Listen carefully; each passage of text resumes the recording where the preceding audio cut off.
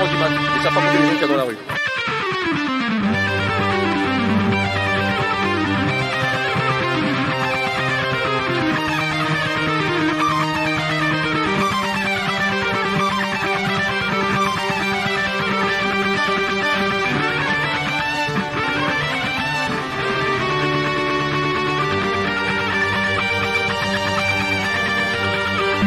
Je suis un peu député là.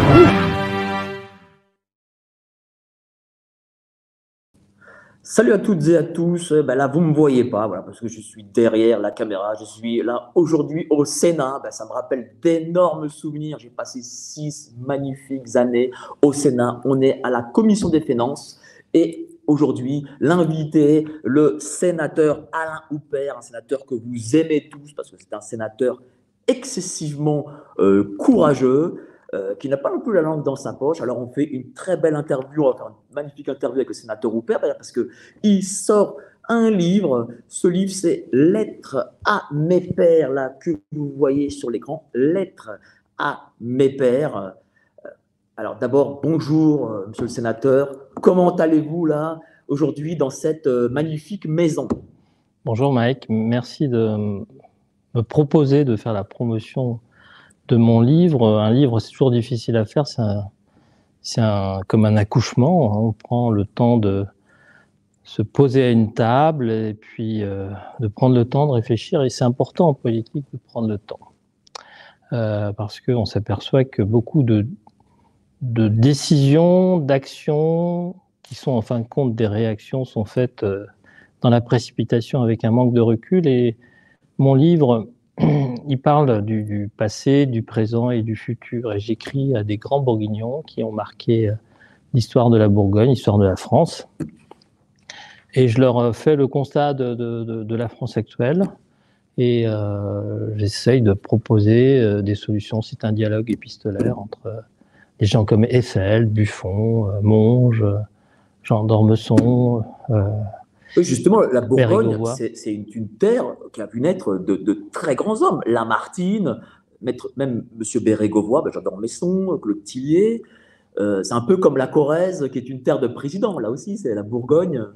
La Bourgogne était pour Bérégovoy une terre d'élection, puisqu'il était, il était maire de Nevers et il n'est pas né, mais il a terminé sa vie tragiquement le long du canal canal central de Nevers. C'était aussi la terre de Mitterrand. Oui. Qui a été député, qui a été sénateur. Quand il était en jachère électorale, il a été au Sénat. C'est quelqu'un qui connaissait bien le Sénat et qui savait s'en servir. Et pendant la cohabitation, il savait beaucoup s'en servir. Il sait que le Sénat est un lieu où on réfléchit et les sénateurs, ce sont des parlementaires, qui sont des courroies de transmission, qui sont des spécialistes. C'est-à-dire que quand on vote, on s'explique. Quand on vote pour ou quand on vote contre, on explique. C'est pas un vote réaction. C'est très différent de l'Assemblée nationale, vous qui avez été assistant de plusieurs parlementaires, un sénateur, un député. C'est un vote réfléchi. Alors que l'Assemblée nationale, et on l'a vu lors de ce dernier mandat, on a assisté à une assemblée guidée par l'opinion. Guidée par l'opinion, une assemblée très progressiste, mais un progressisme à la Macron, c'est-à-dire de faire tout ce que Emmanuel Macron décide et demande. Donc c'est pas la peine d'avoir une assemblée si c'est quelqu'un qui donne les ordres. Un parlementaire, c'est là pour parlementer, c'est là pour parler, c'est là pour être dans le débat, dans le dialogue, et vous le savez très bien, Mike, puisque vous avez travaillé dans ces deux lieux, l'Assemblée nationale et ici la Chambre haute. C'est le Sénat, on appelle ça la Chambre haute, mais c'est une assemblée qui n'a pas le dernier mot. Mais je parlais tout à l'heure du président Mitterrand, mais le président Mitterrand s'en est beaucoup servi parce qu'il savait que les amendements du Sénat sont très importants et dans les lois, à peu près 80% des amendements viennent du Sénat. Et justement, pourquoi est-ce que dans l'opinion publique, parce que souvent dans l'opinion publique, on dit oui, il faut supprimer le Sénat, et pourquoi l'opinion publique pensent que le Sénat est inutile. Là où il n'y a qu'une assemblée, les pays où il n'y a qu'une assemblée, en général, ce sont des dictatures. Et il est important qu'il y ait un débat entre la population et le territoire. L'Assemblée nationale est élue par le peuple. Et le Sénat, les sénateurs sont élus par les représentants du peuple, qui sont les maires, les adjoints. Donc il y a tant de personnes dans un département en fonction du nombre de la population, mais ce sont des élus. C'est une élection indirecte. Donc, et c'est un vote obligatoire, hein, parce que si vous ne votez pas pour vos sénateurs, vous avez droit à une amende. Donc, il n'y a pas d'abstention au Sénat lors de l'élection des sénateurs. C'est une élection qui est très difficile. Je pense qu'être élu sénateur, c'est plus difficile que d'être élu député. Parce qu'il faut faire ses preuves. Si on peut être élu par hasard, ce qui est rare, mais on n'est jamais réélu par hasard. Il y a vraiment une relation de transversalité entre l'élu du territoire et le sénateur. Le sénateur, c'est une courroie de transmission qui ramène ce qui vient de la terre, de l'humus, avec humilité, avec humanité. Un parlementaire d'expérience. Moi, j'en ai parlé très récemment avec l'ex-sénateur, l'ancien sénateur Yves Pozzo di Borgo, et il me disait à l'époque où c'était les 9 ans de mandat, que les 3 premières années, n'avaient pas un peu voix au chapitre. Il fallait qu'il ait ces 3 ans d'expérience pour commencer à vraiment tenir un rôle de sénateur, on va dire, sérieux. Tout dépend. Moi, je suis rentré en 2008. En 2009, on a été chargé de voter la loi HPST, Hôpital, Patient, Santé, Territoire. Et moi, en tous les cas, je n'ai pas attendu de l'ouvrir. Vous avez tout de suite pu travailler. De l'ouvrir, parce que j'étais concerné en tant que médecin et je me suis battu contre cette loi. Et on voit les dégâts qu'elle a fait, puisqu'elle a fait rentrer l'administration en force dans les hôpitaux. L'autorité avant, elle était médicale. Maintenant, l'autorité, elle est administrative. 37% du personnel hospitalier, ce sont des administratifs. Ce sont pas des se fait nulle part ailleurs. Oui, une usine qui marche à 37% d'administratifs, ça marche pas. Hein. Mais d'ailleurs, je vais lire justement un extrait de votre livre qui en parle. Une ENA de la santé. En 2004, la loi de santé publique confirme davantage encore l'ambition de construire en France une grande école de santé publique capable d'avoir un important rayonnement international. Le 1er janvier 2008, l'École nationale de la santé publique devient l'école des hautes études de santé publique et étend son champ de compétences à de nouvelles spécialités, diplômes et collaborations internationales. Les quelques lignes qui précèdent décrivent le projet éducatif non pas d'une école de management, mais bien les missions et les valeurs que l'on trouve sur le site internet de l'école des hautes études en santé publique. Une sorte d'ENA de la santé. Pas une fois, là c'est quand même dingue ce que vous allez écrire, le patient n'est cité, alors qu'il devrait être au centre du projet. Bien sûr. Est-ce que l'administration, est-ce que c'est vraiment quelque chose qui est une sorte de machine qui doit broyer les gens et qui en fait... ne fait qu'administrer des circulaires. L'école de la santé, c'est l'école de Rennes. J'ai eu quelques stagiaires, parce que je prends régulièrement des stagiaires parce que c'est important pour eux d'avoir des formations. Et je me souviens de deux stagiaires qui venaient de l'école de Rennes, qui ont passé quelques mois avec moi et qui m'ont dit la première chose qu'on nous apprend, c'est à détester le médecin. Donc ça, c'est quand même grave. La médecine ne peut pas se faire sans médecin. Un hôpital, c'est des médecins, c'est des soignants, c'est des aides-soignants, c'est des infirmiers, c'est des brancardiers, c'est des laborantins. Ce sont des gens qui sont dans l'humanité, qui sont à côté du patient, qui sont là quand tout bascule. Et moi, je me souviens quand j'étais étudiant en médecine et après, quand je préparais ma spécialité dans radiologie, quand nous faisions des gardes, on ne comptait pas nos heures. Et à la limite, c'est celui qu'on faisait le plus. On n'était pas payé, mais on avait la fierté d'avoir participé, d'avoir fait quelque chose, d'avoir aidé les gens.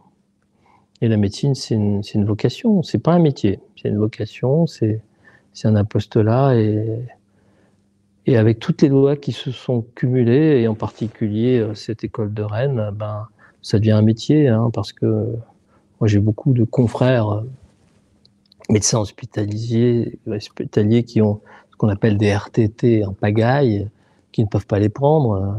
Il y en a certains qui ont 1 an de RTT, qui ne peuvent pas prendre et qui ne prendront jamais. Donc, on est dans une aporie administrative. Et quand, vous savez, en France, on est... et la santé est un exemple. On est administré, on n'est plus gouverné. Avant, on était gouverné. Souvenez-vous du président Pompidou qui se disait à son premier ministre, qui s'appelait Jacques Chirac, Monsieur le ministre, arrêtez d'emmerder les Français.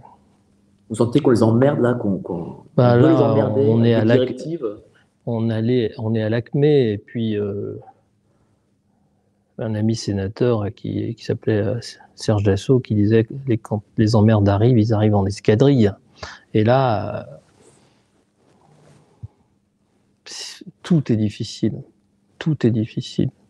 Pour le citoyen, payer ses impôts, le prélèvement à la source, c'est faire une avance de trésorerie à l'État.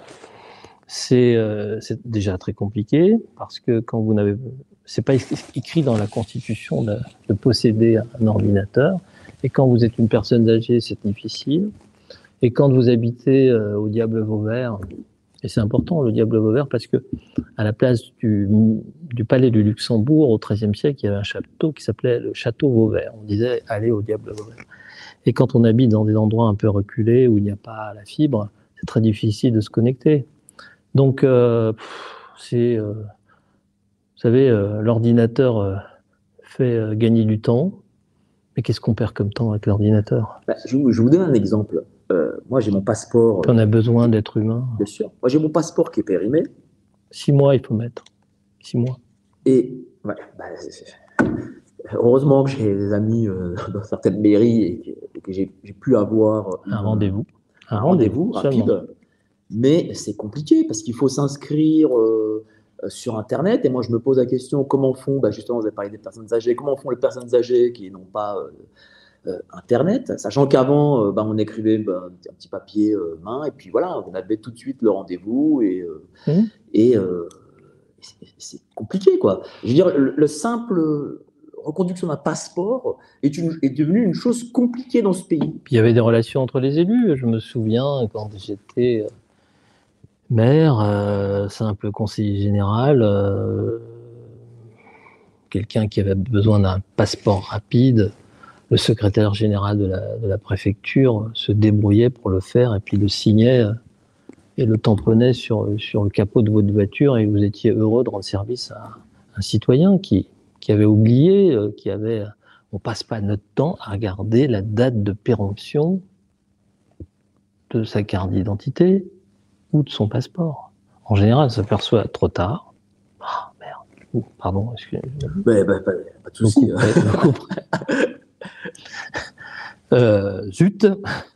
Zut, voilà, mon passeport va être périmé dans 4 mois, et on ne peut pas voyager si on n'a pas un passeport. Vous avez été conseiller général, vous avez été maire. Est-ce que justement, ce sont et maintenant sénateur, est-ce que justement ce sont des fonctions nécessaires aussi pour comprendre un peu les gens, la population, ce qu'ils attendent de ces élus? Ça aide à comprendre. Quand vous avez été maire, vous savez comment fonctionne une collectivité territoriale, et quand on sait que, par exemple, 75% des investissements sur les bâtiments, travaux publics sont faits par les collectivités territoriales, 75%. Et ici au Sénat, on est dans la commission des finances. J'ai siégé pendant 6 ans. Je rapportais le budget de l'agriculture. Et quand vous n'avez pas été maire et que vous votez les lois sur les finances locales, comment vous faites si vous n'avez pas été maire? Comment vous faites si vous êtes un député En Marche désigné par hasard, justement, par Internet, hein, et puis élu par un peuple dans le suivisme de l'élection présidentielle, puisque l'élection législative, c'est la réplique sismique de l'élection présidentielle. Comment vous faites pour décider de mettre tel taux de dotation globale de fonctionnement au département, aux régions, aux communes? Comment vous faites? C'est pas possible. Et la loi du cumul des mandats a été supprimée sous François Hollande, mais on voit les dégâts collatéraux, et ça sera encore pire après. Mais le cumul des mandats avait aussi des pierres d'achoppement. C'était aussi de sièges de baronnie, c'est-à-dire une absence de renouvellement de la démocratie représentative. Donc, je pense qu'il faut trouver un juste milieu. Ça serait quand même important que... Je ne vois pas pourquoi un parlementaire ne peut pas être maire d'une petite commune, par exemple. Bien sûr. Alors, vous étiez médecin, vous étiez radiologue, vous l'avez dit tout à l'heure. Comment vous est venue la fibre politique? Comment vous est venu ce parcours d'être conseiller municipal, d'être après conseiller général, maire, sénateur parce que vous auriez pu rester médecin par votre carrière, quoi. J'étais radiologue à Dijon, et un jour j'habitais à la campagne, à 50 km de mon cabinet, et je rentrais tous les soirs, et un soir en rentrant, je passe devant le donjon qui avait 1000 ans, qui s'est écroulé 10 années auparavant. Je me suis dit, il fallait faire quelque chose, donc je suis allé voir, les élections municipales allaient se passer, je suis allé voir le maire de l'époque, et puis on a discuté ensemble, et puis il ne voulait pas se représenter, et je me suis présenté, je suis allé voir tout le monde, et puis c'est la seule fois où tout le monde est passé au premier tour, alors qu'avant c'était tout le temps les bagarres. Donc je suis allé voir chaque personne. C'était marrant parce que le jour où je suis allé voir ce maire, je suis tombé de moto, je me suis cassé plusieurs membres, et j'ai fait ma campagne électorale depuis mon lit, et tous les habitants sont venus me voir. Bah, c'est mal, ça. À mon chevet. Une campagne électorale depuis le lit. C'était un lit de justice comme la monarchie, mais ça s'est bien passé. Et puis, mais j'ai passé 2 ans à convaincre. 2 ans à convaincre le conseil municipal, 2 ans à convaincre les habitants. Ça a été dur, est-ce qu'il y a eu des réticences? Ça a été dur parce que il y a une volonté de ne pas dépenser, de ne faire que des choses utiles. Et moi, mon projet était autour de la culture et du patrimoine. Donc, je leur ai expliqué ce qu'il fallait faire. Et puis maintenant, ils sont tous fiers de ce qu'est devenu le village. C'est un village, un des rares villages médiévals complètement entouré de remparts, 1,5 km, avec 16 ou 17 tours, un donjon du XIe siècle. J'ai fait un cinéma. On a fait beaucoup de travaux. Et ça a été quelquefois dans la douleur, mais ça s'est bien passé. C'est-à-dire que tout le monde a accepté, tout le monde s'y est retrouvé, puis c'est un village qui revit. C'est un village qui était parsemé, pas de dents creuses, mais de ruines. Donc il n'y a plus une ruine, il n'y a plus un toit avec une tuile qui manque. Tout est rénové, que ce soit... La commune a acheté beaucoup de bâtiments, a fait un théâtre, une belle salle des fêtes dans une grange du XVIIIe siècle. Bon, je vous raconte l'histoire d'un élu local. Donc, si vous voulez, après cet épisode de maire, on est venu me chercher pour aller au conseil général, et ensuite on est venu me chercher pour aller au Sénat. Et pourquoi le Sénat et pas l'Assemblée nationale, pas législative? Je suis bien heureux de ne pas être député, parce que pour moi, un sénateur, c'est un député qui a réussi. Et je ne suis pas passé par la case brouillon de l'Assemblée, je suis allé directement au propre. Et je trouve que c'est un bel endroit parce que quand vous êtes élu sénateur, vous êtes accueilli. Il y a vraiment, déjà, on n'est que 348, et il y a un réel dialogue entre la droite, la gauche. C'est une chambre qui écoute. Et à la différence de l'Assemblée, où à l'Assemblée, vous avez une chambre pléthorique avec un perchoir. Donc il faut un coq pour surveiller le poulailler. Alors qu'ici, c'est le plateau. Nous sommes dans la transversalité. Voilà. C'est aussi ce que recherchent les citoyens, si je puis dire. La paix. Voilà, ils cherchent la paix, mais ils cherchent. Souvent, on essaye une forme d'horizontalité. Bon, on n'arrive pas forcément à avoir, mais qui serait peut-être une forme d'idéal plutôt qu'une verticalité. Là, aujourd'hui, on voit que, par exemple, le président de la République est très dans la verticalité, contrairement à ce qu'attendent les gens. L'absence de remise en cause, et on l'a vu avec le ministre Darmanin, avec l'histoire du Stade de France, l'absence de remise en cause. Les Français aiment un élu qui s'excuse.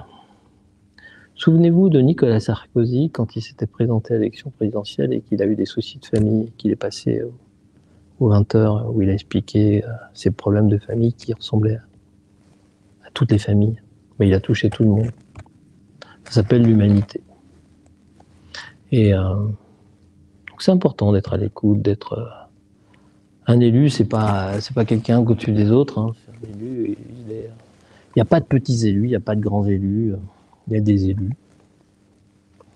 Et c'est bien qu'il y ait des élus parce que ils sont là pour représenter les citoyens. Ils sont là pour être la voix de ceux qui n'ont pas de voix. Voilà. Et vous pensez que M. Macron n'a pas l'air d'avoir un affect particulier? Le fait qu'il n'ait jamais été élu, c'est un manque?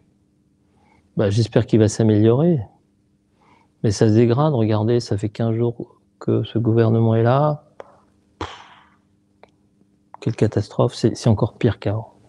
C'est encore pire qu'avant où Madame la Première ministre déclare qu'on ne mentira pas, elle ne mentira pas aux Français. C'est quand même...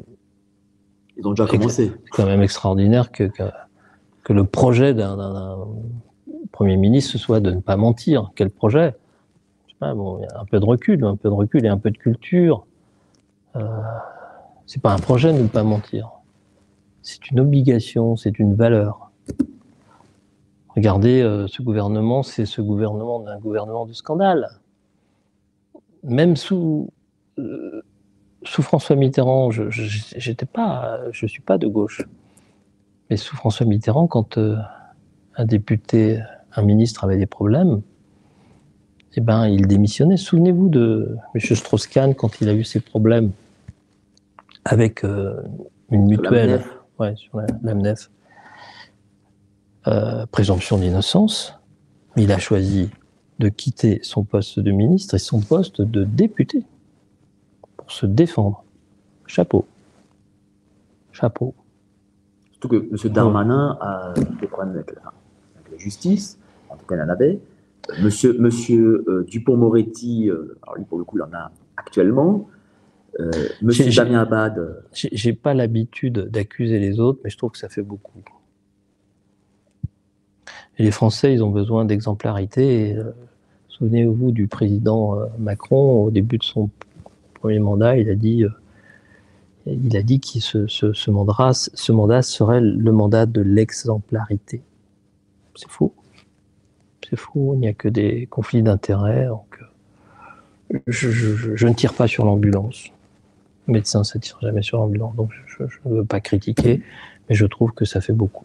Mais vous sentez qu'il y a une cassure entre les hommes et femmes politiques et le peuple? Moi, je vais vous donner un exemple. Je suis, avec ma caméra, des candidats aux législatives, alors des candidats citoyens, des candidats de droite, de gauche. Et dernièrement, j'étais dans un marché Porte de Vanves et je remarque que les gens ne prenaient pas les tracts. Les gens refusaient les tracts de tous les candidats. Est-ce que vous, par exemple, dans votre département, vous sentez qu'il y a une cassure entre le personnel politique et les administrés? Je pense. Est-ce une cassure importante? Il y a politique et politique. Il faut redonner aux Français le goût d'aller voter. Parce que c'est une erreur de ne pas aller voter. Macron a été élu par l'abstention. Il a tellement dégoûté tout le monde que ceux qui vont voter, ben, ce sont les macronistes. Donc il ne reste plus que ça. Donc il faut aller voter. Et puis, il faut redonner de l'honorabilité à la fonction. C'est pas la fonction qui fait l'homme, c'est l'homme qui fait la fonction. Et le terme d'élu, c'est un terme biblique. Les élus, dans la Bible, ce sont les prêtres, ce sont ceux qui dirigent la société. Ce sont des gens qui sont choisis par leurs valeurs, pas par leur ego. Ce sont des gens qui sont dans le mérite. Voilà. Et les valeurs, elles sont soit morales, soit financières. Donc, je préfère donner priorité aux valeurs morales qu'aux valeurs financières. Et les gens le ressentent, ça? En tous les cas, moi, je me suis jamais fait insulter, rarement. J'ai une belle permanence en plein centre de Dijon. J'ai 3 assistants qui sont à l'intérieur, qui reçoivent tous les Dijonnais.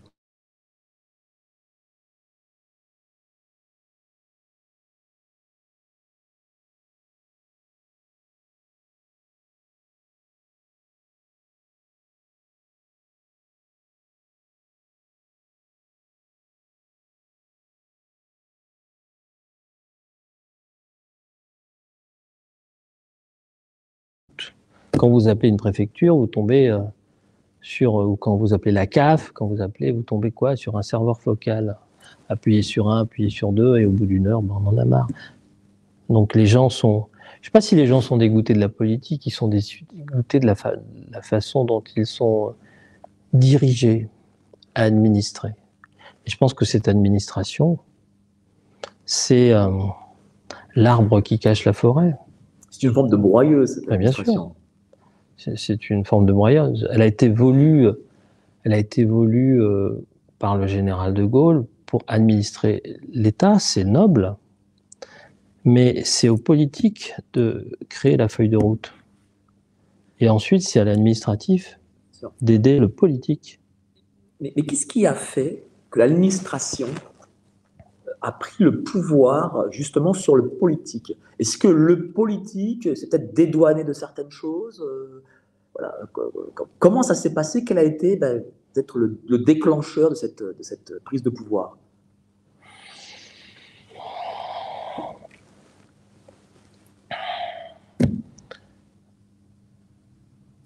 Il y a beaucoup de politiques qui passent leur temps à essayer d'être élus. Donc, à être dans ce qu'on appelle la démagogie et de plaire à l'opinion. Et être élu, c'est aussi savoir dire non. Et les élus qui n'ont pas compris ça ont perdu. Un Français ne vous en voudra jamais si vous lui dites non, ce n'est pas possible. Il faut l'expliquer, c'est tout. C'est simple. C'est comme un médecin qui explique à un patient qu'on ne peut pas faire ça. Voilà. Savoir dire non, c'est pas quelque chose de tabou. Mais un homme politique, il est là aussi pour faire éclore des espoirs. Souvenez-vous des élections de François Mitterrand en 81, c'était l'espoir. Bon, moi j'étais plutôt dans le désespoir. Mais souvenez-vous, moi je me souviens bien de l'élection en 95 de Jacques Chirac. On avait fait péter le champagne, c'était le grand espoir. Ensuite, l'élection de Nicolas Sarkozy, pour moi, c'était l'espoir. Pour beaucoup de Français, c'était l'espoir.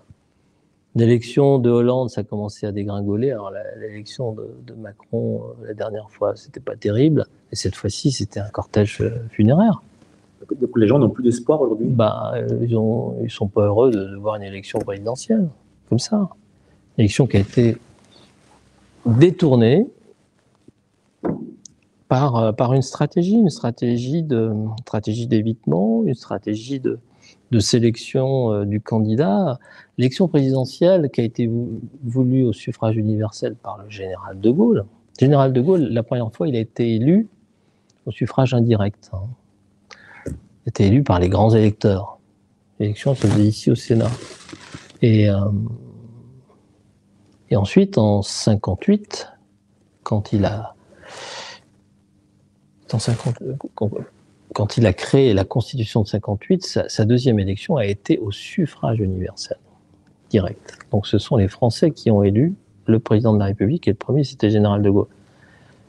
Eh bien,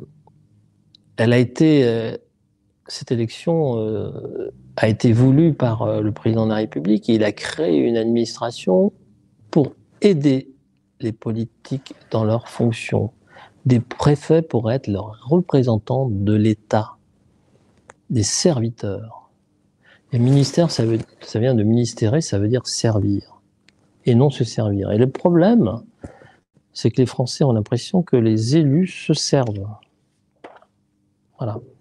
Donc, vous me disiez pourquoi la politique a pris le pas, pourquoi l'administration a pris le pas sur la politique aussi. Le non-cumul des mandats est un peu responsable, puisque ça crée une déconnexion de l'élu du territoire. Et puis,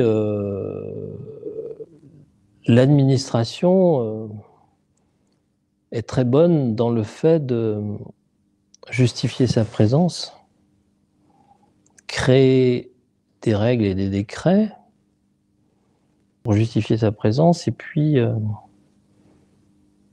c'est quelque chose c'est une génération qui se reproduit elle-même, endogène. Souvenez-vous je crois que c'est Clémenceau qui disait les fonctionnaires, c'est comme les grands volumes dans les bibliothèques, ce sont les plus haut placés qu'on utilise de moins. Donc il y a l'administration, c'est quelque chose de noble. Il y a les administratifs qui sont derrière les guichets, et les Français ont besoin de ça. Les Français en ont marre des centrales téléphoniques. Les Français ont besoin de voir quelqu'un qui va vous donner le passeport. Les Français ont besoin de quelqu'un qui va vous donner votre feuille rose pour le permis de conduire. Les Français ont besoin d'un secrétaire de mairie qui va vous donner votre carte d'identité. Voilà, c'est important. Est-ce que l'administration ne va peut-être pas se faire damer le pion par les cabinets conseils, par les McKinsey, ce qui se passe, c'est le problème des cabinets conseils. Je ne vais pas citer leur nom parce que je ne vais pas faire de la diffamation, mais vous citez des cabinets conseils qui sont américains. Et c'est quand même extraordinaire qu'un gouvernement qui est soi-disant souverain demande des conseils à des cabinets étrangers, américains. C'est de l'espionnage, pas industriel, mais c'est de l'espionnage politique. Toutes les décisions sont envoyées à Washington. Bien sûr. Ne serait-ce que l'administration qui travaille sur Microsoft. C'est déjà le cas avec l'Union européenne. Tout part en Californie. C'est déjà le cas, j'en avais parlé avec des députés européens, sur les dossiers des députés européens, les dossiers santé des députés européens, puisque ça, c'est géré aussi par Microsoft. C'est pas normal. Et d'ailleurs, McKinsey, c'est quand même le Sénat qui a dénoncé cet état de fait. C'est pas l'Assemblée nationale, c'est le Sénat. Sans le Sénat, nous ne connaîtrions pas le scandale McKinsey. Ça a été dénoncé par le Sénat, et puis ça traîne dans un tiroir. La justice fait avec ses moyens aussi. La justice, la lenteur de la justice vient de la faiblesse des moyens qui lui sont donnés. Donc les cabinets de conseil, je ne vois pas pourquoi nous avons beaucoup d'administratifs, de hauts fonctionnaires qui ont fait l'ENA, qui ont fait Polytechnique, qui ont fait Pont. Ils n'ont pas besoin de cabinets de conseil pas besoin de tout ça. Et puis un homme politique, je vous dis, il est là pour faire la feuille de route, et l'administratif, il est là pour... Alors, quand quand un gouvernement en est à demander des idées à des cabinets de conseil, ça prouve une chose, c'est qu'il n'a pas d'idées. Et c'est un gouvernement d'amateurs. Et quand vous entendez M.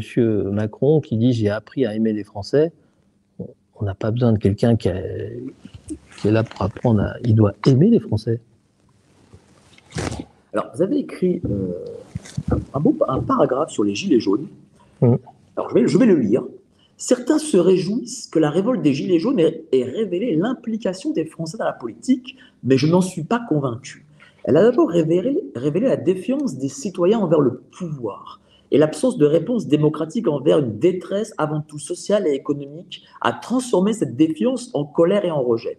Le projet inquiétant de comité de certification pour les médias respectant la déontologie voulu par l'exécutif, sorte de comité de censure n'osant pas dire son nom, a de plus jeté les médias en pâture à la vindicte populaire.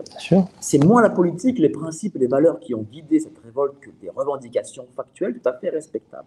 À charge de preuve, les Gilets jaunes eux-mêmes ont refusé toute politisation, alors appelée récupération, comme si la politique était honteuse. L'absence de leader, de projet de société qui ne clame que le tous pourri est une aubaine pour ceux qui, exerçant le pouvoir, se prétendent garants de valeurs au sein desquelles la réalité n'a pas sa place. Car c'est aussi le danger de cette technocratie de la vie politique. La gestion administrative d'un pays ne demande pas de réfléchir à un absolu. Donc on revient en effet sur cette administration. Et puis, en effet, comme vous dites, cette crise des Gilets jaunes a révélé certaines choses. Faisons un peu de philosophie. La politique, elle se faisait sur l'agora. Tout le monde avait voix au chapitre. Les citoyens, pas les étrangers, mais les citoyens, ceux qui avaient le droit de citer. Et les Gilets jaunes, c'est fortement symbolique parce qu'ils ont pris comme symbole le gilet de détresse qu'on leur a imposé à mettre dans la voiture. En portant le gilet jaune, ils ont dit une chose, nous sommes en détresse. Et le déclencheur, ça a été le Premier ministre, M. Philippe, qui a fait la vitesse à 80 km/h, mais surtout l'augmentation du prix du fioul. Et c'était la révélation du ras-le-bol de la classe moyenne sur le pouvoir d'achat qui fond comme neige au soleil. Et c'est important d'écouter, dans l'agora, on écoutait, chacun s'exprimait, et cette agora, elle a été réprimée d'une manière violente. On accuse les Gilets jaunes, mais je suis allé à des manifestations de Gilets jaunes, j'ai vu comment ils rentraient, ils étaient fouillés.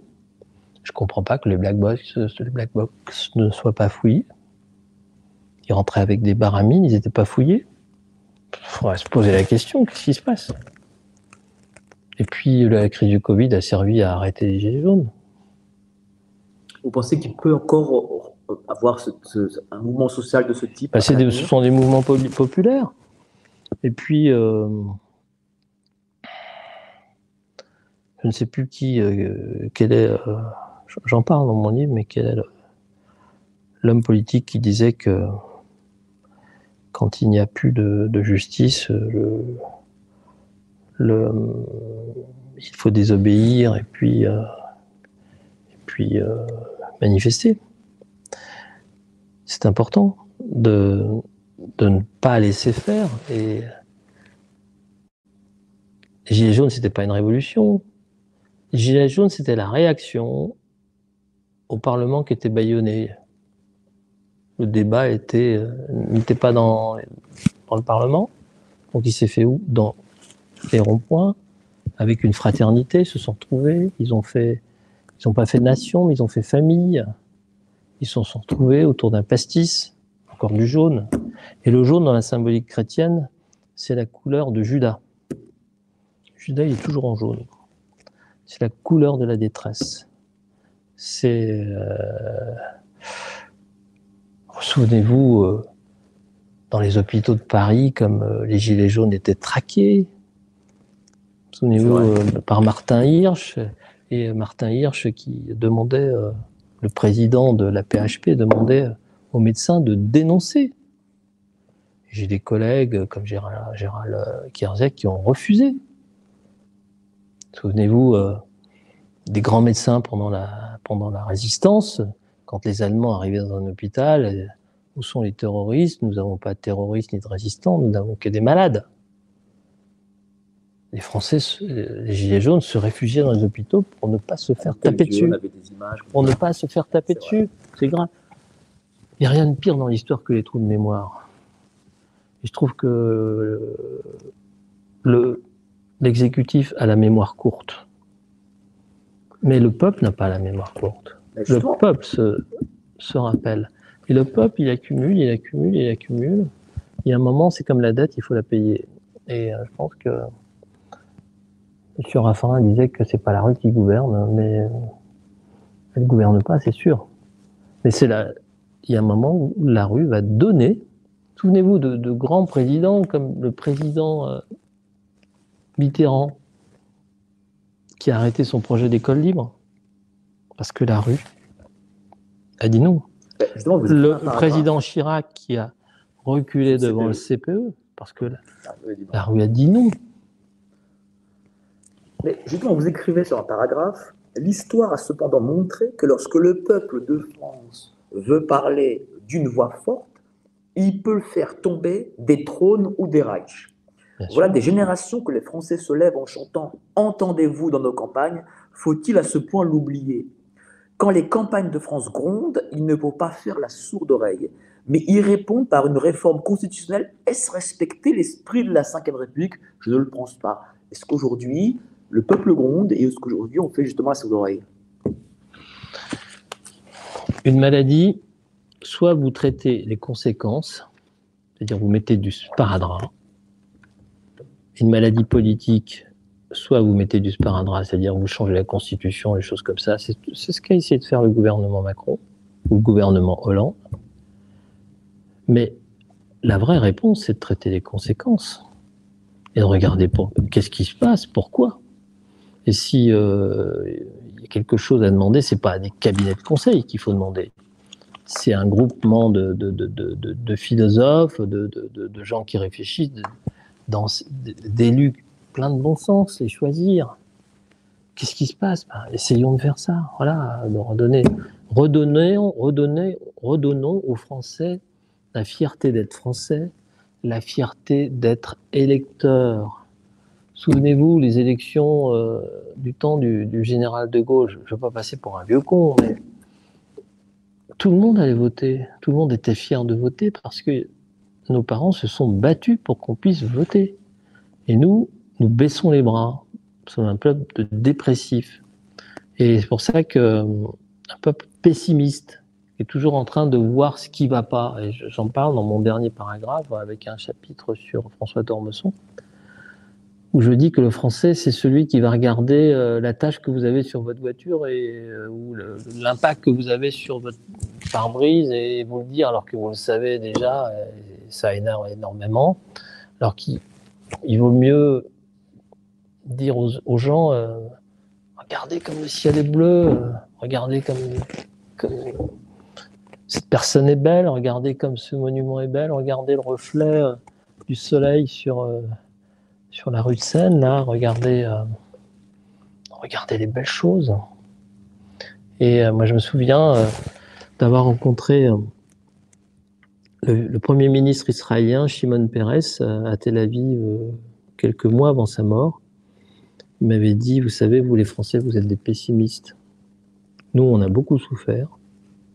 Nous sommes dans la résilience. Vous savez, moi, j'ai 93 ans, je suis jeune, j'ai le temps. J'ai 93 ans, je ne suis pas pressé. Parce que j'ai un médicament, c'est l'optimisme. Et il y a deux façons d'être optimiste. Soit de voir le verre à moitié plein, soit de continuer à le remplir. Et moi, Shimon Peres, j'ai décidé de continuer à le remplir. C'est ça la vie. Mais est-ce que ce pessimisme, c'est qu'on est devenu comme ça? Ou il y avait une forme d'optimisme quand même auparavant? Je dirais aux Français, éteignez vos télés. Je ne regarde plus les informations. c'est pas, comment dire,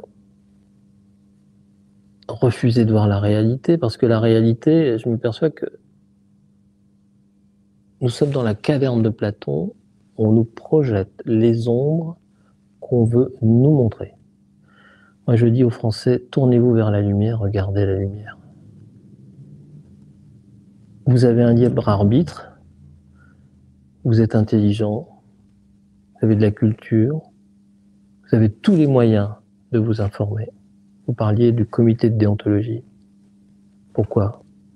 Il voulait créer, le président Macron, ce comité de déontologie pour supprimer la contradiction. Pour supprimer la contradiction, pour que tout le monde pense la même chose. Revenir à ce qu'on appelle la pensée unique.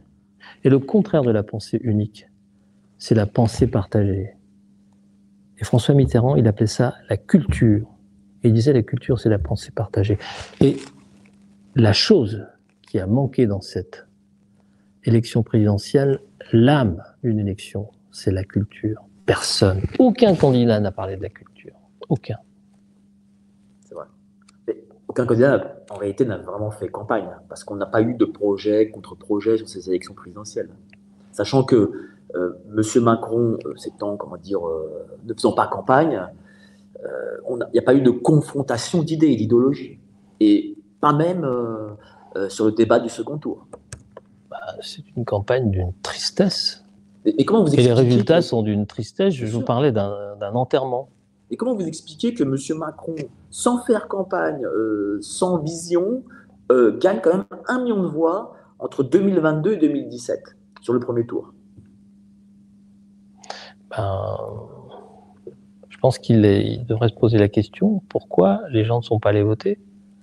Et se remettre en question, pourquoi ai-je autant dégoûté les gens d'aller voter? Monsieur Hollande aurait dû se poser la question. Monsieur Sarkozy aurait aussi dû se poser la question. Pourquoi les gens ne vont pas voter? C'est parce que je leur donne pas envie. Voilà. Donc, donnons envie aux gens d'être des électeurs, donnez aux gens envie d'être citoyens. Et être un citoyen, c'est donner de la place à l'autre. Et un élu, c'est un citoyen, il doit donner de la place à l'autre citoyen, qu'il soit haut ou grand. Vous avez parlé de verticalité. La France, la vie, c'est pas une pyramide. Ce sont des gens qui sont l'un à côté de l'autre. Il n'y a pas une tête qui dépasse. Ce sont des gens qui sont là pour regarder dans le même sens. Si tu diffères de moi, loin de m'abaisser, tu m'enrichis. Saint-Exupéry. Voilà. On est tous différents. Tu m'enrichis. Alors, enrichissons-nous. Vous écrivez « Lettre à mes pères ». Est-ce que c'est aussi une façon de décrire à votre père? On sait qu'il a été déporté. C'est aussi une façon d'écrire à mon père, oui, parce que à la table familiale, on parlait toujours de politique.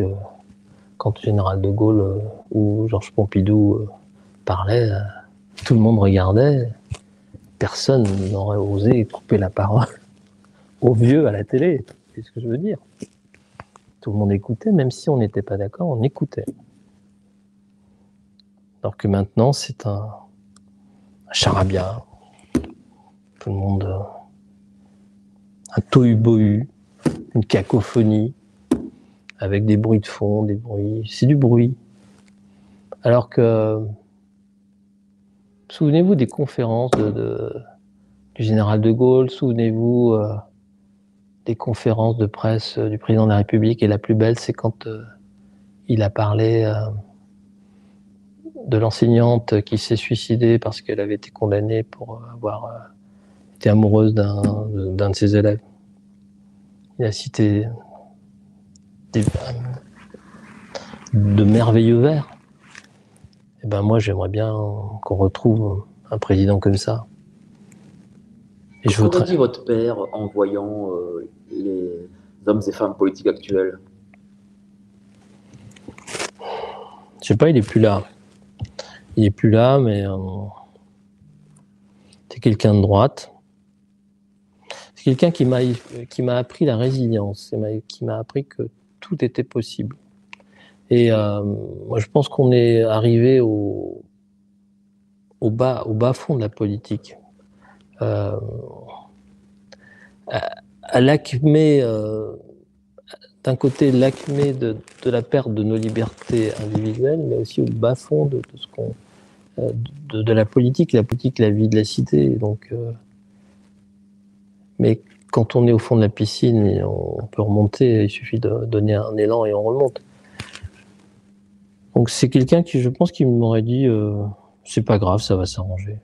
Souvenez-vous, il y a eu des épisodes beaucoup plus sombres. Hein, ce qui s'est passé en 39-40, c'était terrible. Hein.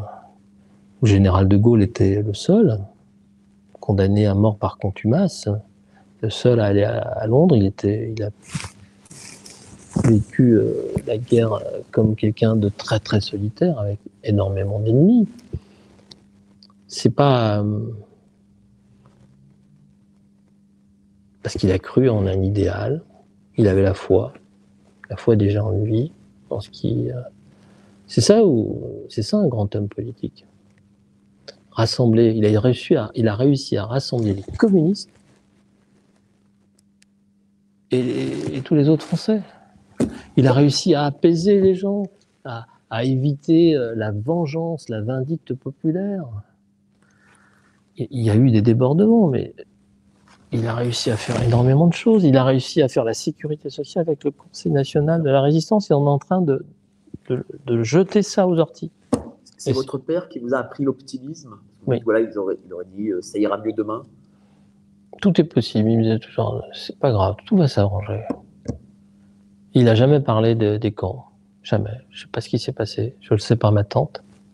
Je l'ai interviewée avant qu'elle meure. C'est quoi cette pudeur? Parce que quelqu'un qui a souffert ne parle pas de sa souffrance. C'est le respect de l'autre. Justement, vous ne trouvez pas qu'à ce niveau-là, on a changé d'époque où chacun parle de ses problèmes. Voilà, essaye d'apporter sa souffrance. Non, on n'a pas. Si on a à faire partager quelque chose à l'autre, c'est son bonheur. C'est le tirer vers l'autre. Regardez social. C'est pas regarder la tâche qui est par terre. Regardez social. Regardez Mike. Chanter comme Mike Brandt. Vous vous souvenez? Des souvenirs, les Beatles. Déjà, quand vous regardez en l'air, ça s'appelle les accès oculaires, vous êtes déjà dans le bonheur, vous êtes dans l'image du bonheur. C'est important. Quand vous regardez par terre, vous êtes dans le dialogue interne et dans ce qu'on appelle le kinesthésique, le ressenti. Il faut regarder en l'air. Regardons en l'air.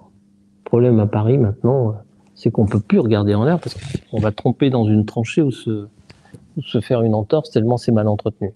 Donc il faut pousser les gens à lever la tête, se redresser, puis regarder en l'air, puis regarder le ciel.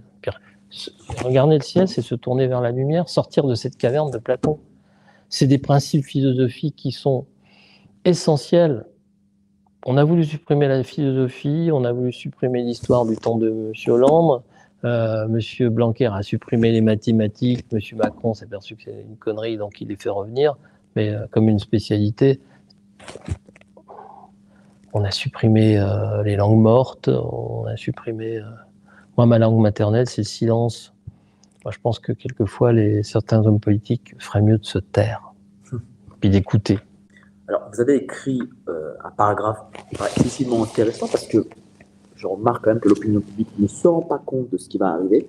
Vous avez écrit « La réalité est là. Si la France est une entreprise comme certains veulent qu'elle le soit pour y appliquer les codes violents du management, nous serions sur le perron, valise en main, empêchés par les huissiers de rentrer chez nous et à paraffer les formulaires de liquidation judiciaire.